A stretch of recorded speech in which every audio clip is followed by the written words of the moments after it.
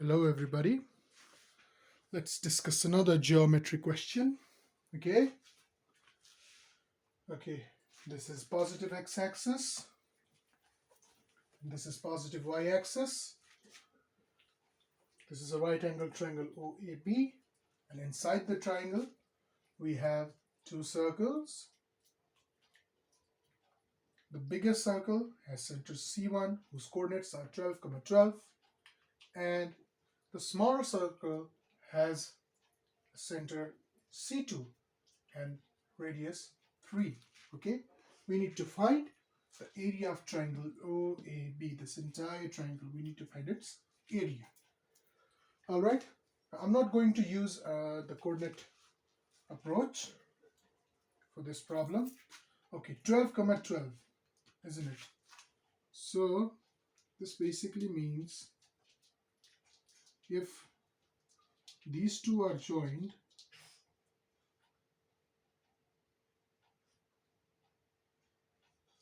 then this is perpendicular, this is perpendicular. C1 was 12, 12. C1 was 12, 12. So this is 12, this is 12. As a result, this is a square of side length 12. So OS is 12. We're trying to find out the length OA, okay? Then we'll find the length OB later on. All right, okay. Now to find the length SR and RA, these two lengths, let's make some observations. Let this be a circle, okay? Let this be a circle. Let this be a tangent. Let this be another tangent. Let's say this point is T1, this point is T2, this point is D, and the center of the circle is C. Then if we join T1 and C and T2 and C, these will be perpendicular. Now let's join CD. Let's join CD. Now we examine the behavior of CD over here. Okay? Alright, let's say the center of the circle is R, then this is R, this is R. Now let's look at right angle triangles CDT1 and CDT2. Okay? CDT1 and CDT2. Let's look at these two triangles, right angle triangles. Your CD will always be equal to CD. Okay? This is the common side. And these two are right angle triangles with two pairs of sides being equal. This side is equal to this side is equal to this side. So these two triangles will be congruent, and as a result these two angles will be equal. So if this is alpha, then this is alpha. Okay, if this is alpha, then this is alpha. So the line CD bisects the angle at the point D. Okay, CD bisects the angle at D, that is T1 D T2, angle T1 D T2, isn't it? Now let's use this fact to our problem. We see that if we join C2, I'm not going to draw the circle, okay? I'm not going to draw the circle. C2 and A, if we join C2 and A, okay, C2 and A, then this line will bisect the angle at A, that is angle BAO, okay? B is somewhere here, O is somewhere here, angle BAO, by this observation, okay? We conclude that. Similarly, if we join A and C1, then it will also bisect the angle at A. That is, AC1 will be the bisector of angle BAO, isn't it? So now we claim that C1 and C2 are collinear, means they lie on the same line. And to prove our claim, we're going to use the method of contradiction. Okay? Now, this is the line AC2. We suppose C1 does not lie on this line. So we may take C1 over here or over here. Doesn't matter, okay? We arrive at the same conclusion. Then,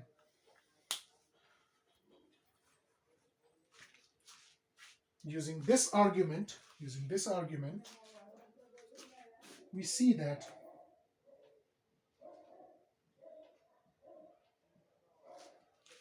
AC1 and AC2 are two different bisectors of the same angle. So this is also a bisector of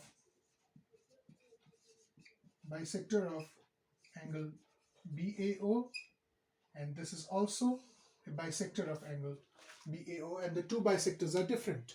Okay? Now, an angle cannot have two bisectors. So we arrive at a contradiction, as a result of which our assumption that C1 does not lie on the line joining A and C2 is false. Therefore, we conclude that C1 is on this line. Okay? So A, C2 and C1 lie on the same straight line. But we are also given that U is the point of contact of these two circles. So the line passing through C1 and C2 must pass through U. Okay? That's a well-known fact. So since this line, wait a minute. Okay. Since A, C1 and C2 are on the same straight line, like this, A, C2 is somewhere here and C1 is somewhere here. These are on the same straight line, and since C1 and C2 are centers of the given two circles, and U is their point of contact, so U must also lie on this line. So U is somewhere over here.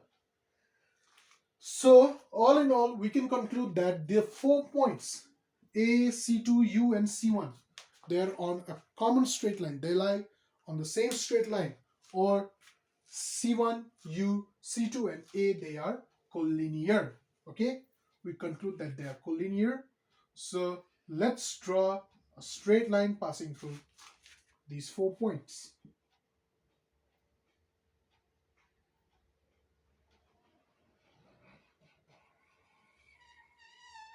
Like this. Okay? All right. Now let me remove this thing. This will just contribute nothing. Let's write C2 above, like this. Okay? And we've also stated that this line should bisect, since this passes through C2. This must bisect the angle at A, isn't it? According to this discussion. So this will be alpha and this will be alpha if we take any one of them as alpha. So this entire angle is twice alpha. Okay. Now what we do is we join C2 and R. Okay. Since C2R is the radius of smaller circle, this is equal to 3. Okay. All right. Now we need to find SR and RA. We are in a position to find the values of SR and RA. So let's consider this part of the diagram first. Okay, this part of the diagram first. We have C1 somewhere over here. This is S, this is R, this is 90 degrees. This is C2, this is C2, this is again 90 degrees. Okay, this is 3 and this is 12. Now let's see. C1U is 12 because it's the radius of this circle, 12, and C2U is 3 because it's the radius of smaller circle. That's why the entire length C1 C2 is equal to 12 plus 3, which is 50. Okay, 12 plus 3, which is 50. Now for this part of the diagram, we see that, let me change the red marker. Okay. For this part of the diagram, this part, I'm just considering this part. If we drop a perpendicular from C2 to C1S like this,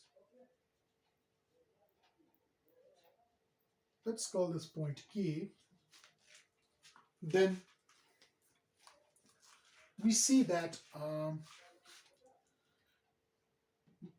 this quadrilateral has 3 angles, 90 degrees, so the fourth one is also 90 degrees. As a result, this is a rectangle. So C2K is equal to SR and C2R is equal to KS, which is equal to 3. So this is 3, and since since C1S is 12 and this much is 3, the remaining part of C1S, that is C1K, is 9. Okay. Now, using Pythagoras theorem, we can say that we can find the length KC2 like this: 15 square minus 9 square, which is equal to square root of 144, which is equal to 12. So this length will be 12, and since this length and this length are equal, this length will also be 12. So we conclude that SR is 12. Okay, all right. Now let's see. Let's drop perpendicular. Let's consider KC2 in this diagram. C2, then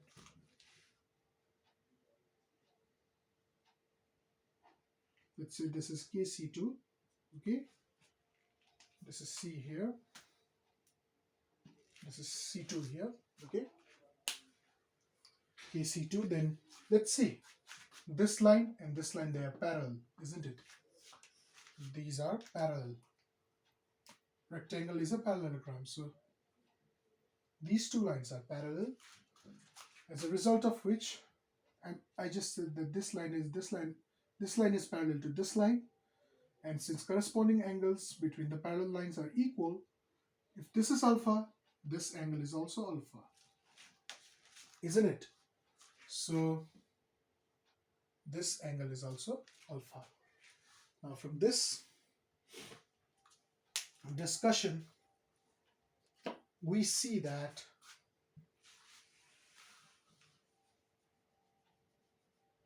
now consider this triangle. Okay, consider this triangle. This is perpendicular.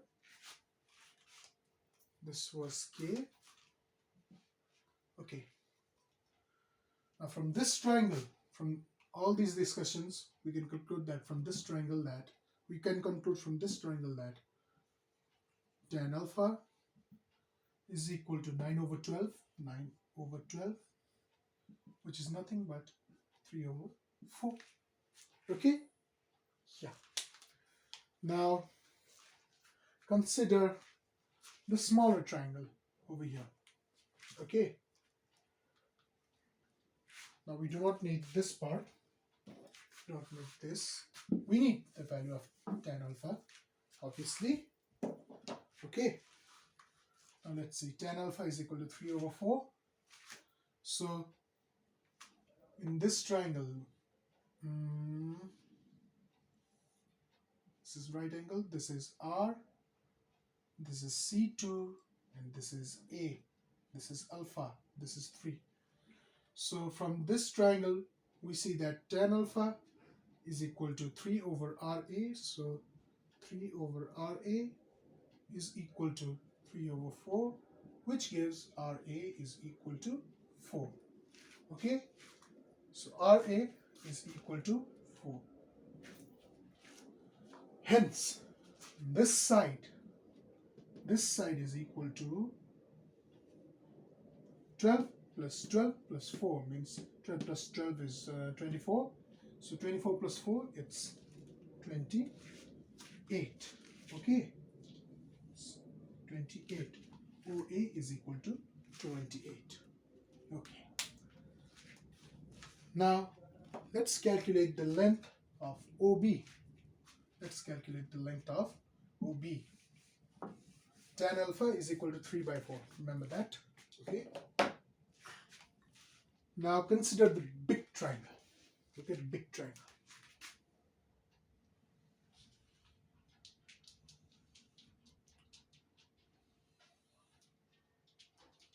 This angle is twice alpha. This is O, this is A, this is B.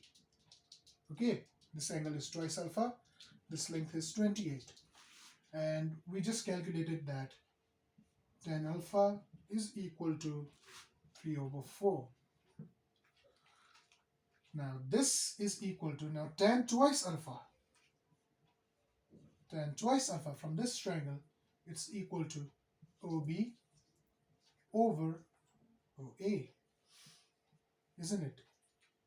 So OB is equal to OA tan twice alpha, which is equal to 28 tan twice alpha.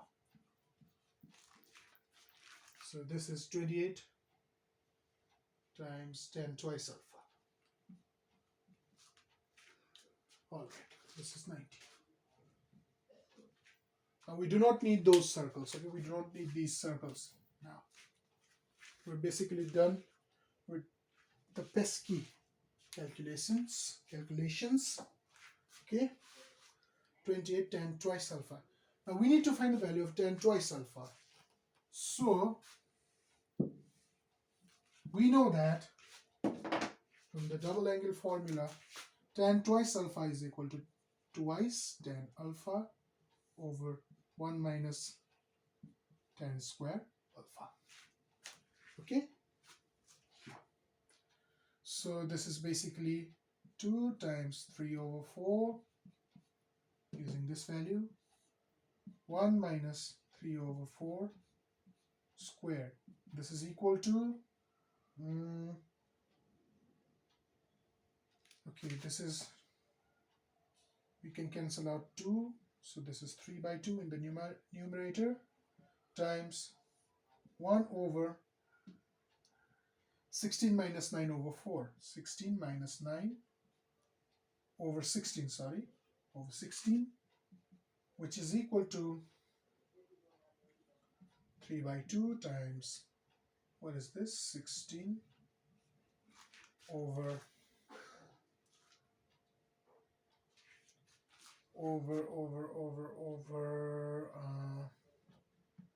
16 over, how much is this, 7, right, which is equal to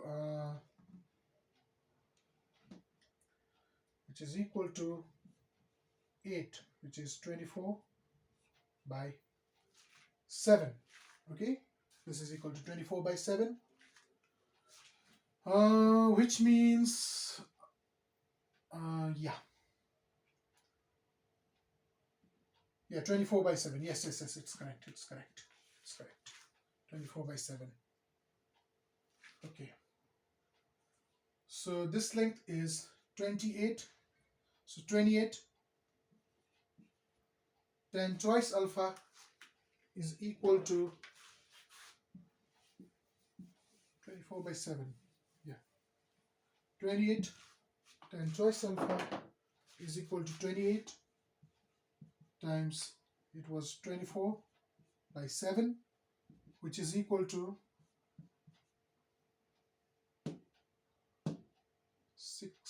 96. Yeah. Which is equal to 96. So 28 twice alpha means this length, it is 96. Okay, 96. So the required area is triangle OAB is equal to half 96 times 28. This will be 96 times 14, which will be equal to 1344.